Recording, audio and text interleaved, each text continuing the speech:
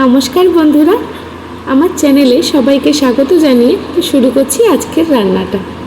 আজকে আমি বানাচ্ছি সুজি দিয়ে তৈরি দারুণ স্বাদের স্ন্যাক্স। এটা চা কফির সাথেও যেরকম ভালো লাগে, তেমনি বাচ্চারাও কিন্তু এটা খেতে খুব পছন্দ করে। সুজির তৈরি এই স্ন্যাক্স বানানোর জন্য প্রথমেই কড়াইতে সর্ষের তেল দিয়ে তার মধ্যে জিরে আর জোয়ান ফোড়ন দিয়ে তার মধ্যে কাঁচা লঙ্কা দিয়ে একটু ভেজে নিয়ে তাতে জল ঢেলে দিয়েছি।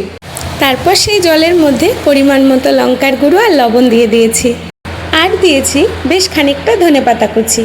জলটা ফুটে গেলে তার মধ্যে দিয়ে দিয়েছি সুজি দিয়ে নাড়াচাড়া করে একদম শুকিয়ে নিয়ে নামাতে হবে। দুটো আলু এখানে সেদ্ধ করে রেখেছিলাম, সেই দুটো আলু দিয়ে আর একটুখানি কর্নফ্লোর দিয়ে এটাকে ভালো করে মেখে নিচ্ছি।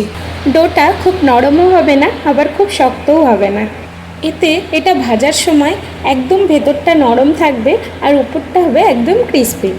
এইবার মাখা হয়ে গেলে একটু হাতে তেল মাখিয়ে নিয়ে এরকম সুন্দর করে গোল গোল করে শেপ দিয়ে নিচ্ছি।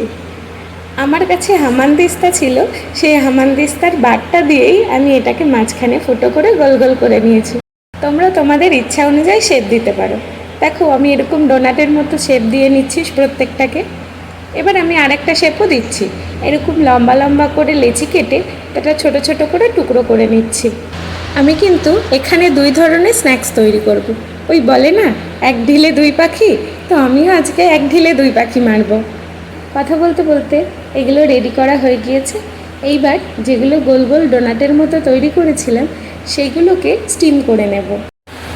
ফুটো থালার মধ্যে তেল ব্রাশ করে নিয়ে তারপর একে একে ডোনাটগুলো দিয়ে এগুলো 7 থেকে 8 মিনিট মতো স্টিম করে নেব। স্টিম করে এটাকে নামিয়ে রেখে দেব। এটা যতক্ষণে ঠান্ডা হচ্ছে ততক্ষণ আমরা ওই দিকের কাজটা সেরে নিই। এইবার ভাজার পালা। তোমরা এটা সাদা তেলেও ভাজতে পারো, সর্ষের তেলেও ভাজতে পারো। আমি কিন্তু সর্ষের তেলেই ভেজেছিলাম।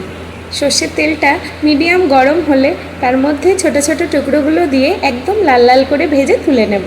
এবারে একটা সস রেডি করছি।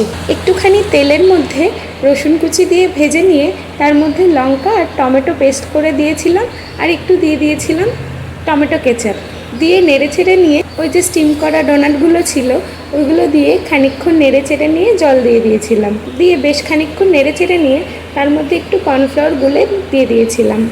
ব্যাস, সুজি দিয়ে তৈরি আমাদের এই টেস্টি টেস্টি স্ন্যাক্স রেডি।